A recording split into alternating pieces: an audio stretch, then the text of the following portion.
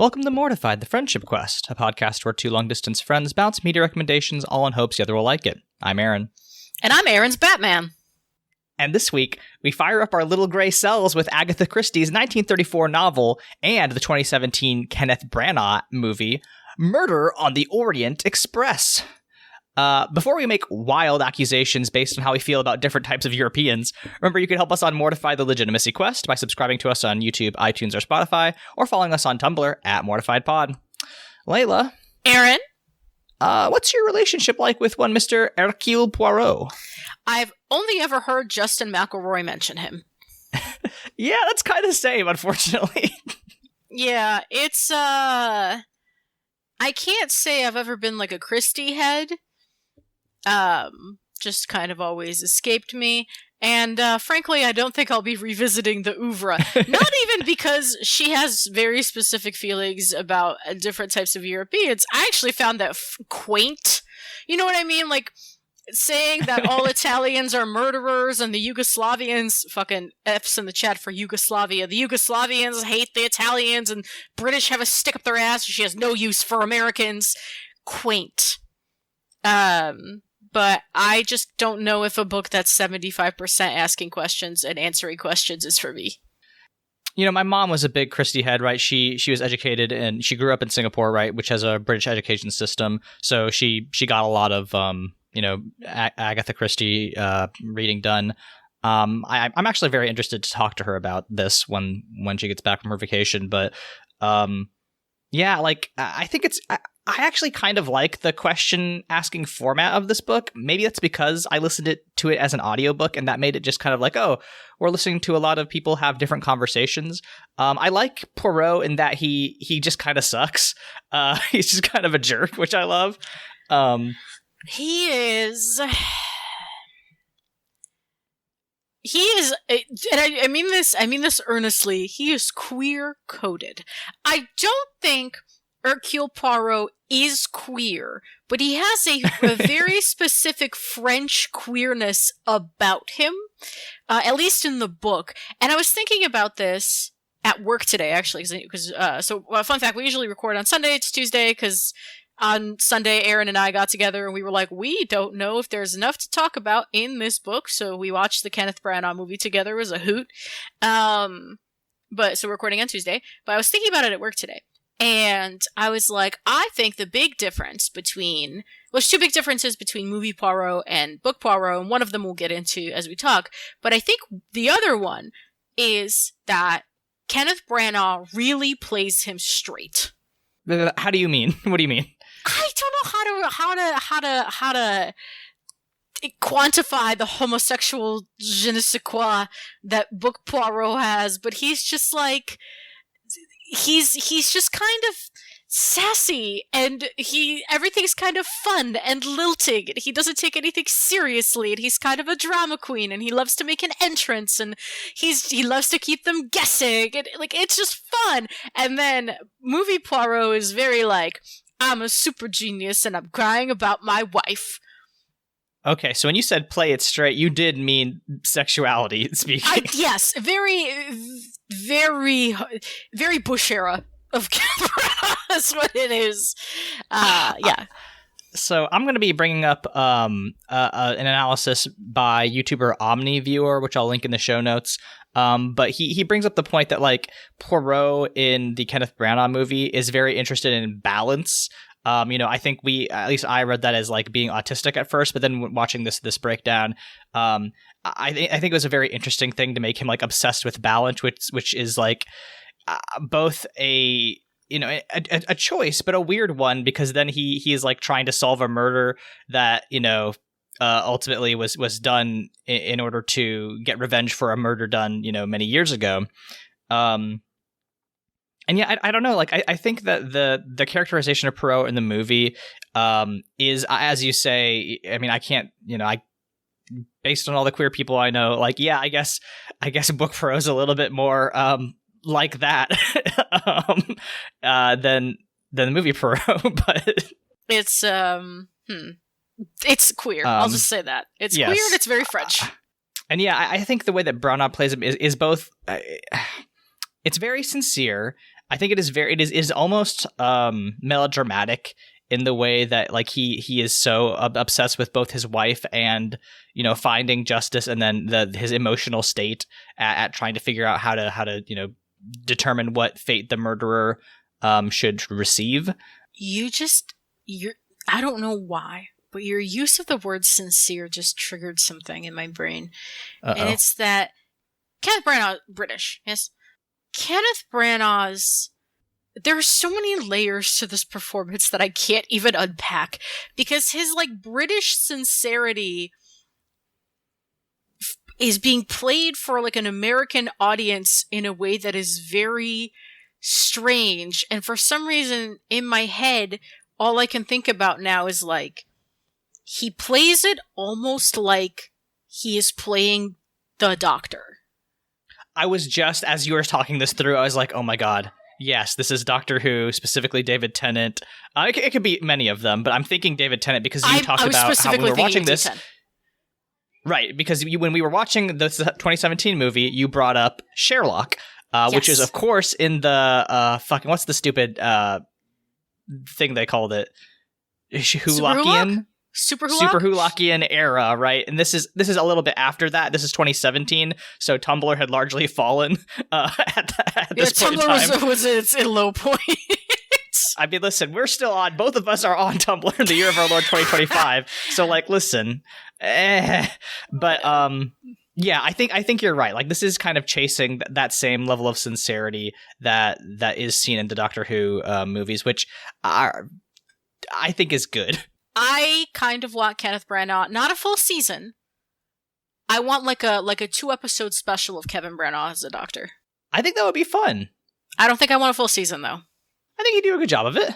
I think a full season it would get a little too... I think he'd become too tempted to tie himself to a woman. Right. But I think 2 episodes would be tight, and he would play it very earnest and goofy, and he's very unself-conscious as a performer. I think it would be very fun. And I'm pro. But so we brought up Sherlock. So the point that I made to Aaron while we were watching the movie is that this movie to the Sherlock Holmes craze of the 2010s is what like Divergent is to Hunger Games. It is this kind of last gasp of a trend where it kind of arrived too late and it wasn't good enough to catch fire domestically. This movie did very well worldwide, and there are 2 more of them, but if you look at the IMDb for the other 2, there are fewer and fewer recognizable names as you go along, to the point where the third one, only Michelle Yeoh, is somebody I know. But anyway, it's very like... it's trying to ride this trend, and I think Kenneth Branagh... The thing normally, right, if we talk about, like, Divergent, and we talk about, like, The Maze Runner, I would say, like, oh, that's publishers trying to capitalize on this trend in the same way that we had a bunch of, like, vampire fiction. You know, they're trend-chasing in the YA market, which is fine, but I and maybe I'm projecting, I do feel like Kenneth Branagh has an earnest, if misguided, love for Poirot. and this is born of that love. Yeah, and I think that's what made true. it fun to watch. Yeah, right. Like, I mean, at the end of the day, when you're watching somebody having fun, you have fun.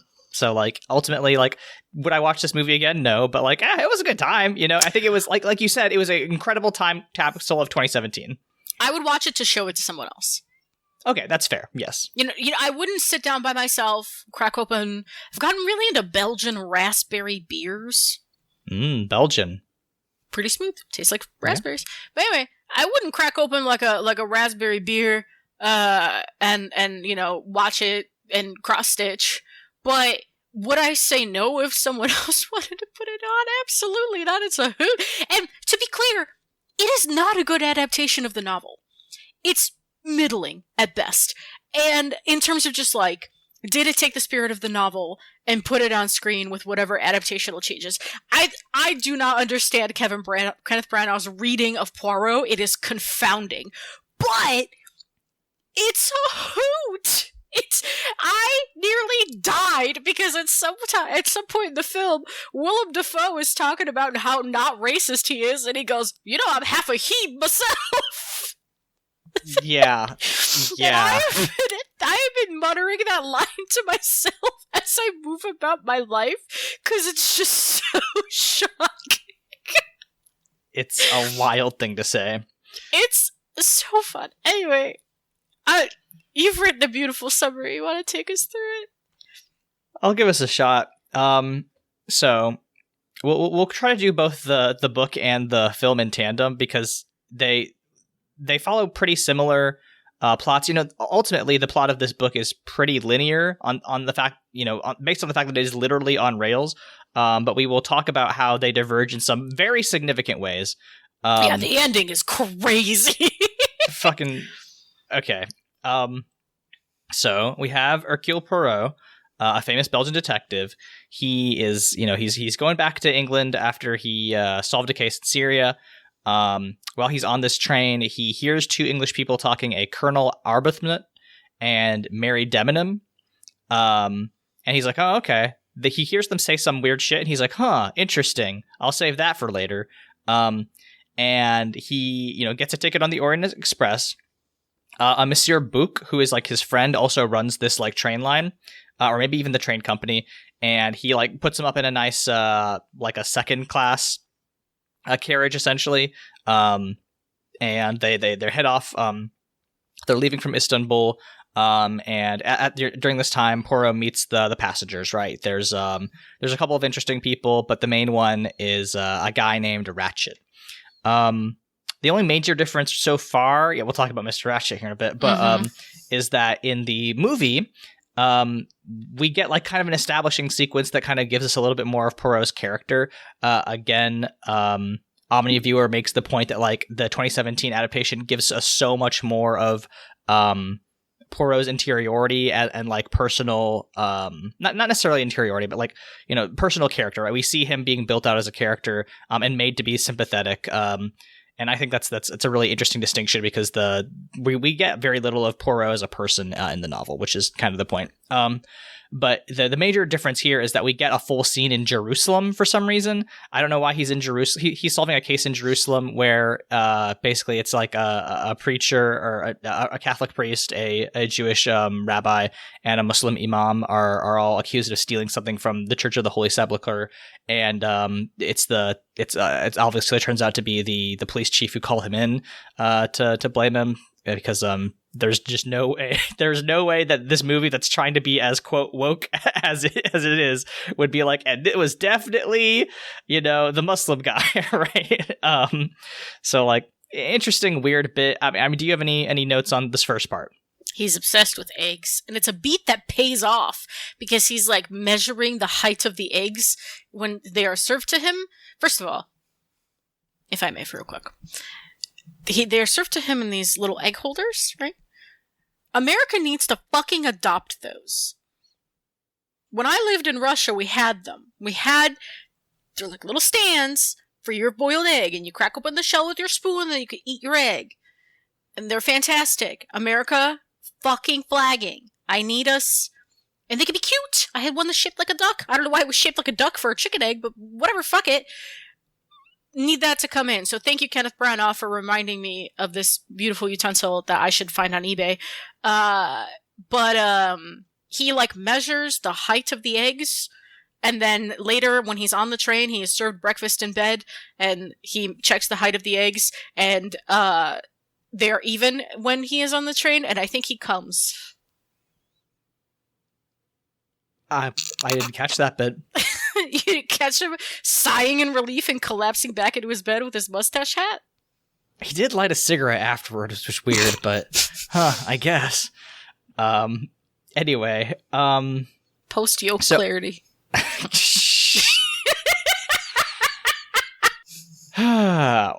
While aboard the train, Mr. Ratchet basically recognizes Poirot. At this point, he's been a detective for like 20 years. He's like very famous. And Ratchet identifies him, and he's like, "Hey, you're the famous detective. I've been receiving death threats. I've got a lot of enemies. I'm a businessman, and I need some help. I need some help protecting myself." And Poirot is like, no, I don't like your face. That is a line from the book, which is very funny. Shout out Miss Christie. and then he just like leaves, and then that night he's murdered, which is very funny also. In the movie, he makes some like more convoluted excuse that has more to do with like integrity or something. I was like, man, just tell the fucker you don't like his face. Also, important to note, this movie, the cast is fucking crazy. And so we've brought up a couple of names. Poirot, played by Kenneth Branagh, who also adapted the screenplay and directed the film. Fucking triple threat. Love that for him. Mary Devenant is played by Daisy Ridley, because this is peak Star Wars trilogy times. And the Colonel, I believe, is Leslie Odom Jr., because this is peak Hamilton popularity also. And Ratchet, played by one Jonathan Depp. Yeah. It was bracing to make that connection. Just a batshit choice. I think you brought up that Poirot is famous. One of the things that differentiates Branagh's interpretation of Poirot's from the original text is that when people bring up that they know who Poirot is in the book, he's just kind of like cheeky about it. He's just a little coy. He's like, yes, that's me. Hello. And then just moves on with whatever he's got to say. Branagh's Poirot's like, yes, I am famous and you should know who I am. But the one funny line he had, what was he was like, somebody called him Hercules or Hercule. And he said, I don't fight the lions. Right. He's like, are you Hercules Poirot? And he says, no, I do not fight the lions. That one was good. It's really good. So anyway, at this point, you know, there's been a murder. We get a couple of clues. Is this the point where we tell the viewers that the clues don't matter? Oh, not even a little bit. This is my frustration with this book. Is we'll do the big reveal at the end. If you know, listen, this book's nearly 100 years old. I don't feel bad spoiling it, but you know, at the end when Poirot makes the connection. It really frustrated me because none of the clues mattered. But I'll list some of them. You know, he sees somebody run by wearing a scarlet kimono. You know, he hears people knocking at the door. He hears, you know, he notes that it's like 12:37 when he like gets woken up in the middle of the night. So he hears the murder happen. But like he, you know, the conductor shows up to the door and, you know, checks in and you know, it seems like it's nothing. So like, you know, he's like, okay, whatever, it's fine. And later on when they go in to investigate the room, we'll get to more clues, but like, yeah, like none of this, I think that is, you know, it's a little bit early to break this out, but I think this is breaking a contract with the mystery audience, right? The point of a mystery story is like if you leave the proper amount of clues, you could conceivably figure out, you know, who done it, or at least like piece together a rational argument for who the killer is. And this book does not do that, which drove me up the wall. Now at this point, you know, this is maybe Christie's 30th novel or something. She's written so many before, so like maybe you do get to do a fun one after you've written, you know, millions and millions of words. But I was pretty put out by this ending. Yeah, nothing matters. There's like 100 decoys. It's all kind of silly. And I think the thing about the movie adaptation that adds to the fact that this is not a good mystery story is that Kenneth Branagh misses the point of having everything set on a train, which is to say it's a bottle episode, right? You are containing all these people. So all of your evidence should, in theory, come from what is happening on the train. There is a little bit of deviation from this on the book too, because you know, one of the big reveals is that Ratchet is actually the murderer of this little girl, Daisy Armstrong, and there was like this really famous case in America where, you know, like everybody knows who this killer is, and now he goes by an alibi, and it's this guy, and he got murdered. That I think is like fine because Poirot gives like really early background on that, but all the other evidence should really come from the people on the train and what's happening on the train. But it breaks from that in the movie in a pretty significant way. Like there's a scene with Ratchet's secretary, played by Josh Gad, because again, this is 2017. Olaf, huge. Is Beauty and the Beast, is this around the same time as live action Beauty and the Beast? I think that was 2017. Yeah. Yeah, Josh Gad having a moment.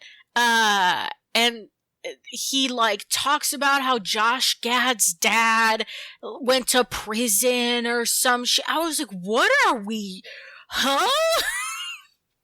There's a whole side plot with Josh Gad like cooking Ratchet's books, and like Poirot says a funny thing where he's trying to find the English word for the euphemism for, you know, doing forgery and, you know, plagiarism, and he's just like, it's chocolate everywhere, and everybody who speaks English fluently is like, what are you talking about? He's like, it is full of the fudge, and I was like, okay, that's a pretty good joke, right? There's some funny bits in here, but like, I don't know why there was like a 5 to 7 minute there was a chase sequence involving Josh Gad at one point, which like why did that matter? Didn't. Yeah, so just a little strange, I think. Yeah. So once the body is found, Poirot goes and is gathered by Mr. Book. Mr. Book, the French would have me hanged in the street. Monsieur Book. And he's like, hey, a guy just got murdered on my train. Can you help a brother out? And Poirot's like, sure, whatever. They you know, investigate the body. So the body has been stabbed 12 times. Only 3 of the blows were like, you know, medically strong enough to kill him. But like, it seems like the blows were at random, as if somebody attacked in the frenzy. At this point, we start getting into, there's a doctor on the board, Dr. Constantine, who is just like kind of there. They make the pretty smart choice in the movie to have Leslie Odom Jr. be not only a doctor in this one. They just integrate him into the doctor, but he's also he's Dr. Arbuthnot now. So they've not made him a colonel, which makes sense, right? This takes place in 1934. There's not going to be a black dude in the British military as an officer, especially not an officer that high. But like interesting choice there. So they do also ground that choice, if I remember correctly. Like they have, yes. I think Kenneth Branagh comments on it at some point, and they talk about how one black doctor is allowed into this class in the School of America, you know, whatever. Mm-hmm. Yes. So that comes into his motivation for at the end. Yeah, they ground the whole thing. Mm-hmm. You know, I think that's like the 2017 adaptation is so interesting because they do like acknowledge the racialization of their actors and how they would have changed them from, you know, Christie's novel, right? I think it's an interesting choice to be like, oh yeah, you know, it's weird that we have a black doctor. It's weird that there, you know, we have to be sure that we don't blame this. I think they make him Hispanic instead of Italian in the 2017 one, right? There's just a guy who I don't even know his name, right? Because he doesn't come up basically at all. And then also instead of Swedish, the nurse is also Hispanic. Yeah, she's Penelope Cruz, right? Penelope Cruz, yeah. Right. So I don't know exactly what country she's from, but again, they right, this is when we had woke, so like movies were good. And the stock market was up, yes. Yeah, and the planes worked. So like it is an interesting like time capsule in that it is trying to like move with that more diverse trend following, you know, the Obama era into, you know, where we're at now. God save us, but like they're at least trying to grapple with the fact that like we are taking a text that is 100 years old, written by, you know, a British woman with her British particularities and ideas about race, and trying to adapt it into a more, you know, diverse, you know, more you know, representative story. And I'm glad that they at least took the swing. I think there's some weird bits where like they're arguing about Stalin at one point, like Josh Gad and Leslie Odom Jr. You know, they go off to get a drink together. That's each other's alibi. And they're like, oh, well, I had to correct some, you know, misgivings about Stalin. And the other guy was like, oh, well, I had to tell him a thing or two about Stalin, which is like a strange thing to be like, you know, you pointed out that like it's easier to make to talk about how, oh, well, this guy's a communist versus in the book, the Colonel and Josh Gad's character, who is the American man named, I have a whole list, Hector McQueen, Jesus Lord. It's easier to talk about communism as opposed to what they were actually talking about, which is the the Raj, the British Raj, Right. which, you know, viewers of 2017 probably not going to be able to make that connection as well. Do you know what we should have watched? What should we have watched? We should have watched Clue. We should have. I've never seen it, but I've heard good things. We'll put it on the list, but I think Yeah. that, like, you just, you know, you keep pointing out that there's a billion characters, it's like a bottle episode, there's a murder. We should have also watched Clue to compare it, because I think Clue is a very successful mystery in the places where this is, like, a little confounding. Anyway, so yeah, that's what's happening in this part of the movie. Again, you know, sorry, listener, this isn't super coherent, but like, if we were going through it in a timeline, we would just be saying like, well, then Poirot asked this question, and then he was answered this way, because that's what happens in the book. He just goes through and interviews every character, which I think is a choice, right, Leyla? I think you didn't like it as much. I think it was fine for a book that came out 100 years ago. I thought it was an okay technique. I mean, I think I will agree with you that the audiobook was really the thing that made it, because I think if we were just reading it plain, it would be awful. But the audiobook we were listening to, that man put his whole pussy into those accents, and it was really fun. And I really liked his voice for Mrs. Hubbard, who we haven't brought up yet, but it was just a bunch of like, my daughter, my daughter, my daughter, and it was just so fun. Good time. I agree. Let's talk about Mrs. Hubbard. You know, My she angel, is like my darling angel. Mm-hmm. She's basically this American woman who yaks constantly about her daughter, complains constantly.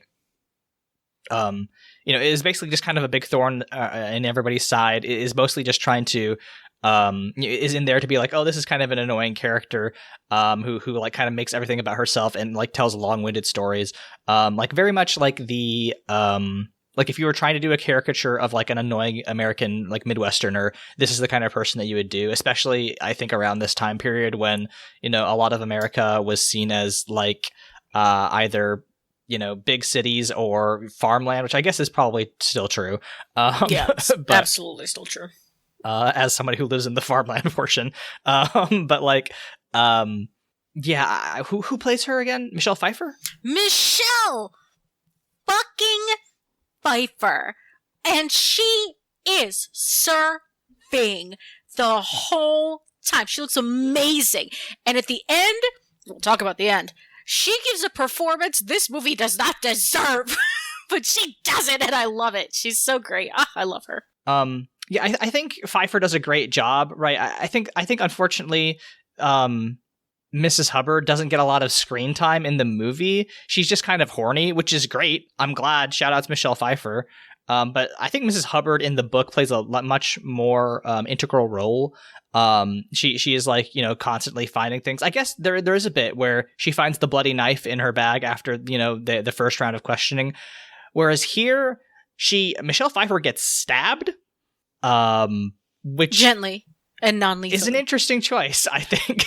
Yeah, she fakes herself being stabbed because it'll like throw Poirot off the set. I don't remember what the reasoning was, but it's not a good reason, crazy. But yeah, No. Essentially that.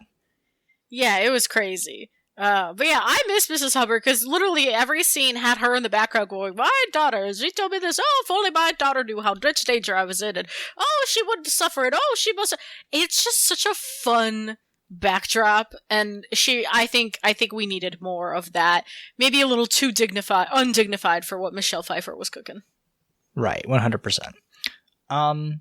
Just going through the book and seeing some other characters that I thought were interesting. How do we feel about Princess Dragomirov / Dame Judi Dench? Judi Dench, what is your agent doing? This cat's Artemis Fowl? You remember she was in that Kenneth Branagh joint too? For some fucking reason, yeah. You're M, Judi Dench. You can do anything you want. Anything. Nah, she's just, her agent is just... I mean, maybe this is what she wants. Maybe she just wants to be in weird, arguably not very good movies. Maybe she's like, whatever, this is fun. I'm hanging out with all my celebrity friends. I think Judi Dench and what is his name? Harrison Ford have that in common. Because Harrison Ford right now is doing anything for the bag. Harrison Ford is acting like you can take it with you. Mm-hmm. He's really just... I don't understand how a man who has multiple Star Wars monies is down bad this bad, but like go with God, Mr. Ford. Yeah, Godspeed. and Mark Hamill in the meantime is just doing whatever animation voice acting he can get his paws on. But yeah, Judi Dench, crazy.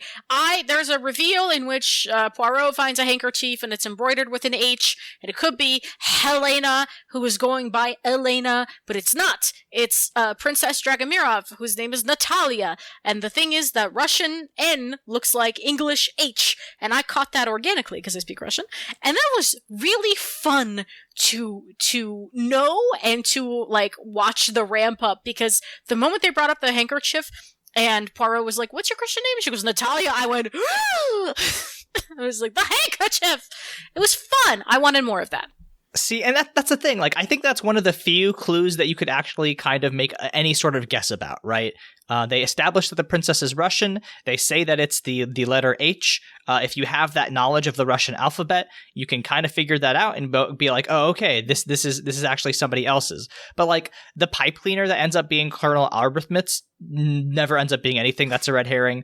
The tying on the watch, that I guess like ends up being faked, but it also doesn't. Like, it doesn't really matter what time the guy died, like, just because that they for what happens is, like, the time was actually an hour to before, right? Because they passed a time zone or something. So, like, it should, in theory, matter, but it didn't end up mattering. I'm trying to think of the knife, right? That was just, that was also a plant, right? That didn't end up meaning anything. It was just a knife that got planted in the bag, or in the movie's case, in, Michelle Pfeiffer's shoulder blade, but like it doesn't give us any sort of indication of who the murderer could be or what the possible means of egress are, right? Again, the scarlet kimono, right? Also another red herring. It's used to kind of show that Poirot is being taunted, right? Because he finds it in his suitcase. It's like, oh, okay, I guess the killer is taunting me and showing me that he's still on board. And it's like, I guess. But like at the end of the day, this breaks the reason that I go to mystery stories, which is to solve a mystery. And yeah, again, I wish we had got a little bit more of like, oh, we're finding out, bits of who of this could belong to what, or like people's motivations, etc. Whereas like the motivations kind of, especially in the book, just all kind of come out at once. And it's like, oh, okay, everybody here is connected to the murder of Daisy Armstrong, which I don't think we've explained yet. No. Do you want to talk about Daisy Armstrong? It's kind of sad. Oh, yeah, she's a little girl, and she got kidnapped for ransom, and then she died. That's it. But everyone's like, the whole house, she had the whole household wrapped around her finger, and everyone was so sad when she died, as they should be. She was a little girl that got killed. Yeah, it's crazy sad for something at the middle of this kind of unserious book. So that's the thing. Firstly, the reason that this is all tied up in it is because the person who kidnapped and murdered this child is Cassetti, aka Mr. Ratchet, aka Johnny Depp. AKA Johnny Depp. And like, he is able to escape justice in the American court system. So that's why somebody has a reason to murder him. They might be connected to this case. It's actually based on the kidnapping and murder of the Lindbergh baby, which, Charles Lindbergh, I believe, was famously a Nazi, but like, it's still a sad story, and Agatha kind of fucked up of her to be like, and I should write a story about that. But that's how things were back then, I suppose. And today, obviously people do that today. But yeah, so that's where we get the motivation from, and that's established very early. We are, let me check my timer. We are 35 minutes into this podcast. This comes out within the first third of the book. They find a little scrap, and Poirot is able to do some sort of light trick to reveal that it has Daisy Armstrong's name on it. He's able to extrapolate, oh, okay, there are some people here who are connected to the case.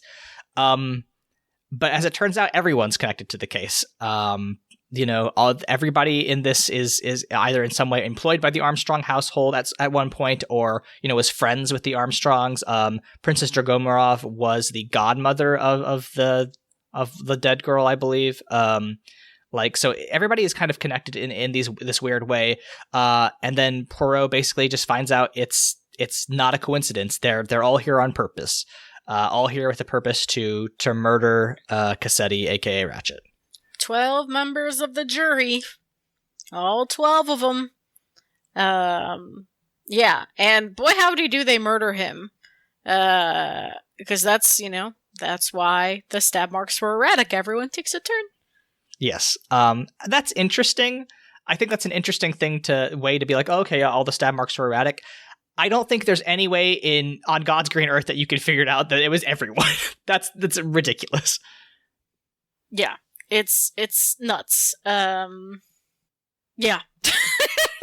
It's a crazy little process. Well, okay. Do you have more to say before we talk about the insane way the movie adapts the ending?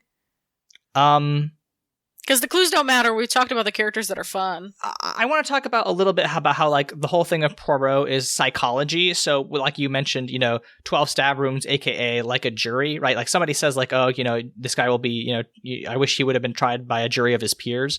I think Arbuthnot says that, and like that's supposed to be a clue, which no the fuck it's not. That's not a clue. Yeah, go ahead and talk about how they did this in the movie, which is a choice. Okay, so in the book, we get all this, right? And then Poirot is like, oh, I have 2 theories of the case. Maybe an assassin came in through the window and escaped in the middle of the night. Isn't that spooky? And then maybe 12 people stabbed him all at once because you all are connected to the case, the Armstrong case, and maybe you all wanted revenge. Who's to say? Doctor, what do you think? And Doctor's like, I think it was the assassin, actually. Not in the sense that they actually believe it was the assassin, but in the sense that they think that justice has been done. And they're like, okie dokie, good job, everybody. We're not going to say a thing to the Yugoslavian cops. The Yugoslavian cops who hate the Italians. That is a point Agatha Christie explicitly makes, I think, twice. In the movie, Kenneth Branagh said, I want a fucking Oscar. And he gives a dramatic monologue in front of this train to this gaggle of the guilty who are seated as if at the fucking Last Supper around this long fuck-ass table. And he explains this whole plot to them, and then he's like... And then Michelle Pfeiffer pulls off her wig, because she's wearing a wig, and she gives her big, dramatic, crying monologue. Worked on me, by the way. Beautiful monologue. Love her. She serves. Incredible. Didn't deserve it. And then Poirot was like, well, I can't lie. So if you want to get away with this, you have to shoot me. And he puts a gun on the table, and then Michelle Pfeiffer grabs the gun, and then she points it at him, and then she points it at her own neck, but then she fires, but the chamber's empty. Why? None of that had to happen. And by the way, me and you were looking at the playhead while this was happening. We were like, how is there still 10 minutes left of this movie? Yeah. Like, because the book ends at the reveal. He says, like, all right, and I guess we'll just tell the police that somebody ran off. End of book. Like, no denouement at all, which is kind of great, actually. I think that's awesome. Yeah, that fucks. I wonder if that's a Britishism, because Diana Wynne-Jones books end like that, too. I haven't read any, like, Tolkien or anything to make a comparison, but... Tolkien famously has, like, a whole other thing in the Scouring of the Shire, where there's, like, another little novella happening afterwards, so... But Tolkien was a pervert, so... That's true. Yeah, crazy. Didn't need to happen, and then we spend, like, truly a 30-35 second crane shot on, like, Poirot walking through the snow at the station, and then we got a sequel bait, and then he has to walk along the train as everyone is riding on the train and looking at him through the window, and it's Josh Gad, and it's William Dafoe, and it's Michelle Pfeiffer, and it's Daisy Ridley, and it's Leslie Odom Jr. It's all the faces that you know, and they're sadly Michelle Pfeiffer puts her hand on the glass. What? Why are we doing this? It's so long, it's so dramatic, it's so weird. I think in a world where we have Knives Out, which is arguably a better Poirot adaptation than this is, it's crazy. And I think I talked to you a little bit about this while we were watching the movie, but it really is the Sherlockification of Poirot, because Poirot, again, is this kind of like affable, queer-coded, kind of like funny old man who's just like, yeah, I made my money. I'm good. Are you kidding me? That's all vibes over here. Look at my clues. And in the movie, he is very like, he knows all the, like, I think the place where I caught it was like, Mary tells him she's a governess. Like, when she introduces herself, it's just polite. Like, she's just like, oh yeah, I'm a governess. And in the movie, he like guesses it to prove that he's some sort of super genius. And that's the vibe of the whole movie. He is a super genius, he is gifted and super famous, he's tell you all the time he's super famous. And it's just like, weird. It's a weird choice. It's a weird adaptation. It's so much fun, but it's strange. Mm-hmm. Agreed. Like we said at the top, you know, I'd watch it for fun if, you know, somebody else wanted to watch it. But, you know, I don't think it's bad. We've watched much worse movies than this. I'd watch this over the 1940 movie we just watched. His Girl. Actually, I don't know. I liked His Girl Friday a lot. That was a silly one. I mean, you didn't watch Pan, but I watched Pan. Pan was a stinker. Yeah, here's the thing. I've gotten out of a lot of the very bad ones. Yeah, Pan was a stinker. I took that one for the team, and I still think about it. That's how bad that movie was. I still remember it. I still think about their Nirvana sequence, but that's all I know about that movie. What a highlight that was. I had a thought. What was my thought?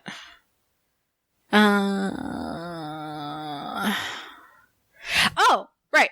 Well, yeah, this is not a bad movie by any means, but I was thinking about how I actually quite like the theme thing that we're going with, because even though our interpretation of the theme is very, very loose, it's putting a lot of fun constraints on us, and we are discovering movies and stuff like this, which we normally would not have any organic interest in. But I don't know, we had fun. Isn't that the point? This is proving the point of the project again. You know, sometimes, you know, in our 6th season, we have to mix things up. So our black and white theme is getting us to do weird shit like, you know, His Girl Friday and Genesis Noir, and now this book from 100 years ago. So yeah, I'm actually very pleased with how the experiment is going here in the first third of Mortified 2025. Yeah, so if you've got anything that can be quote interpreted as quote unquote black and white, please let us know, and we'll try to, you know, fit it into our schedule, because we've got the next quarter, I think, planned out, or maybe even the next third, but there's still room for adaptation. So yeah, but we're flexible usually. We're very flexible. Again, you know, we do this for fun. So, mm-hmm. Do we have a marketing minute? I don't think so. I don't have anything. No, I don't think so, because I can't think of any other like mystery things. Or I was like thinking about bottle episodes, but no, I don't think there's anything. Yeah, I don't know. Maybe we could do one about like what if we had to do to direct something or write something that was based on like certain mystery constraints, like a train, and we were able to cast 3 insanely high profile actors, and then they have to be the weirdest ones possible. Aaron, mm-hmm. The setting. The all-female Blue Origin space tourist mission. I was thinking space too! We're on the Dick Rocket. And we need someone to play, not themselves. We need someone to play Gayle King, not. Katy Perry, and who was the third? There was like a third big name. Like Jeff Bezos' Jeff girlfriend? Bezos' girlfriend. My first thought is Miss Piggy is playing Katy Perry.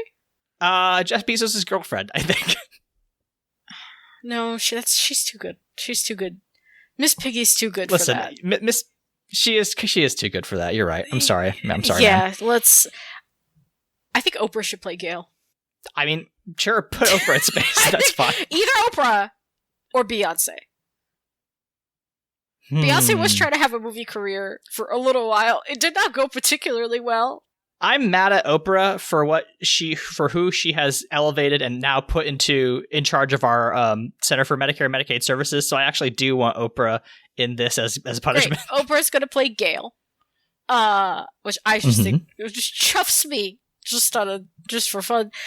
I wish Zooey Deschanel was having a moment, because I would say Zooey Deschanel could play Katy Perry, but she's not having like a moment right now. We could bring her back. This could be her moment. I love Zoe. Yeah, I kind of miss her. Is there any other like doe-eyed, dark-haired actress? That's. I wouldn't do this to Anne Hathaway, I don't think. No. If Miss Piggy is too good for this, so is Miss Anne. Yeah. Is there... What about, who's, what's his name? The bad robot guy? J.J. Abrams? Who made Star Wars? Yeah, Gracie. Is she... What color is her hair? Gracie Abrams. That's how we get the Gen Z population in on this. No, film. she doesn't have the Katy Perry vibe. She's too young. She doesn't have the Katy Perry vibe. Okay, we got Oprah. We got Zooey Deschanel. Who's playing Lauren Sanchez? Oh. Actually, Gosh. Can I pitch you? Oh my god, what is her name? Why am I blanking on her name? Jennifer Coolidge in a wig. That would fucking rip, actually. Let's get Jennifer Coolidge in here. I think we put Zooey Deschanel, Oprah, Jennifer Coolidge on the dick rocket. And that's our murder. And they kill someone. I don't know who any of...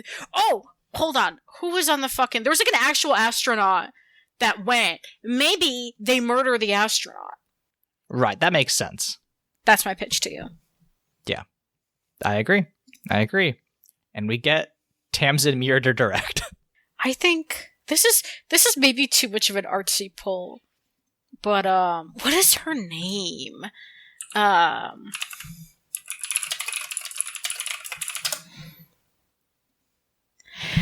think we get Emerald Fennell to direct.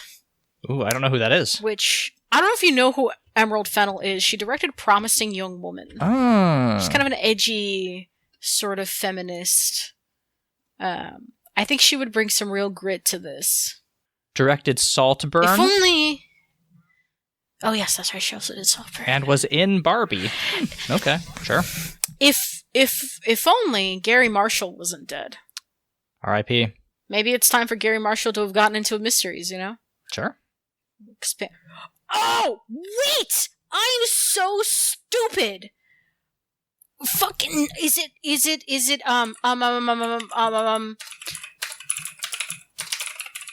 we get... Okay, I had the name right. I was second-guessing myself. We get Francis Ford Coppola to direct. Oh, yeah, I mean, post-Megalopolis, I mean, he probably needs some money. Post-Megalopolis, full auteur, Francis Ford Coppola. Yeah. I think this is easy, yeah. Great. Fantastic. We did it. Frankie, hit us up. We'll start spinning. We'll start spinning the numbers. We'll make this work. Mm-hmm. Do you know there's going to be a Megalopolis graphic novel? Hey, if I had Francis's money, I'd do that dumb shit too. Why not? Great. I don't remember if we talked about Megalopolis in our friend Discord. I feel like we did a little bit. No, not really. God. No one's a freak like us. Yeah. WoW Platinum is just an all-time character name. What? Shout out to Aubrey. The justification for it. I just want to look at her and go, wow. It's really good. All time. When we are not pitching the best movie mysteries made in the year of our Lord 2029, where can we be found on the internet? You can find me at LEYLSCS on Blue Sky and Tumblr, where I have been, by the way, I did the math when we were talking about it earlier. I've been on Tumblr for 17 years. It's fucked up. I don't know, I'm working, doing stuff. We'll see what I get up to. Aaron, what about you? I am on Blue Sky at AA Voigt, Tumblr at Monster Factory Fanfic, and I make YouTube tabletop game video essays at AA Voigt on YouTube. My latest essay on Jess Levine's Going Rogue and how it interacts with Andor and Rogue One is up now. I think it's pretty good. I think you should watch it. I agree. I think it's really, really good, and I think you should watch it. Josephine is very smart, and Aaron is very smart, and together they collide, and they made something very smart and emotional, and very thoughtful. Alrighty. Leyla, how shall we say goodbye as the train pulls out of the station?